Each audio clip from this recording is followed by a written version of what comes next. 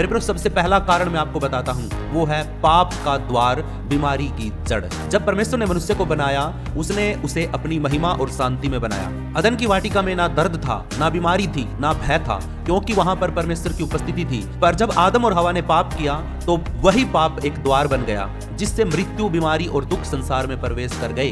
Romeo 5:12 में जैसे लिखा है, जैसे एक मनुष्य के द्वारा पाप संसार में आया और पाप के द्वारा मृत्यु आई, वैसे ही मृत्यु सब मनुष्यों में फैल गई, क्योंकि सब ने पाप किया है। हालेलुया। मेरे प्रिय, परमेश्वर का वचन हमें यहाँ पे सिखाता है कि एक मनुष्य के द्वारा, सिर्फ एक मनुष्य के द्वारा, वो था आदम, जिसके द्वारा इस संसार के अंदर पाप आया और पाप के द्वारा मृत्यु आई, क्योंकि पाप की मजदूरी मृत्यु है। वैसे ही मृत्यु सारे मनुष्यों के अंदर फैल गई, क्योंकि आदम के बच्चे पैदा हुए, फिर बच्चों से बच्चे पैदा हुए, इस करके हम पैदा हुए। तो वो पीढ़ी दर पीढ़ी लहू के द्वारा वो पाप हम तक भी आ गया और सारी जातियां, सारे मनुष्य जाति पापी हो गई, क्योंकि सब ने पाप किया है। लहू के द्वारा सबके ऊपर पाप का श्राप आ गया। इसलिए जब भी मनुष्य पाप में पड़ता है या अधर्म में चलता है, तो उसकी आत्मिक सुरक्षा कमजोर हो जाती है।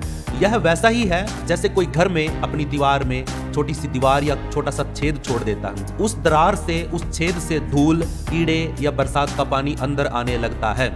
उसी प्रकार मेरे प्रियो, आत्मा में जब कोई दरार या जब कोई छोटा सा छेद हो जाता है, तो बीमारी, डर, चिंता, शैतान का बंधन आपके शरीर में, आपके जीवन में प्रवेश कर लेता है। बहुत से लोग कहते हैं, मुझे डॉक्टर कुछ नहीं बता पाते, मैं भीतर से तो बीमार हूं, लेकिन बाहर से डॉक्टरों ने जवाब दे दिया है। वो कहते हैं कि इसका कोई इलाज नहीं है, और वो दवाई देते हैं, लेकिन आराम नहीं होता है। रिपोर्ट सारी नॉर्मल आती है। असल में मेरे प्रियो, ये शरीर की नहीं बल्कि आत्मा की बीमारी होती है।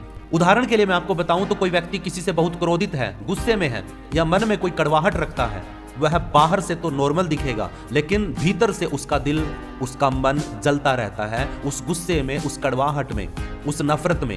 यह जलन धीरे धीरे क्या करती, शरीर को भी कमजोर कर देती है। आत्मा में गुस्सा है, नफरत है, जलन है, ईर्ष्या है, ये चीजें क्या करती हैं, आपकी आत्मा को कमजोर करके आपके शरीर के ऊपर अटैक करती है, जिसके द्वारा आपका शरीर कमजोर हो जाता है, नींद उड़ जाती है, बीपी हाई या लो हो जाता है, पेट की बीमारी हो जाती है, या सिर में दर्द होने लग जाता है। मेरे प्रिय, बाइबल कहती है इफिसियों 4:26 और 27 वचन में, क्रोध में पाप मत करना, सूर्य अस्त होने तक तुम्हारा क्रोध बिल्कुल नहीं रहना चाहिए, और शैतान को बिल्कुल भी मौका मत दो। यह वचन हमें सिखाता है कि क्रोध और कड़वाहट शैतान को मौका देती है, अवसर देती है शरीर में आने का, यानी आत्मिक द्वार खुल जाता है, जिससे बीमारी या दुख आपके शरीर के अंदर आ जाता है।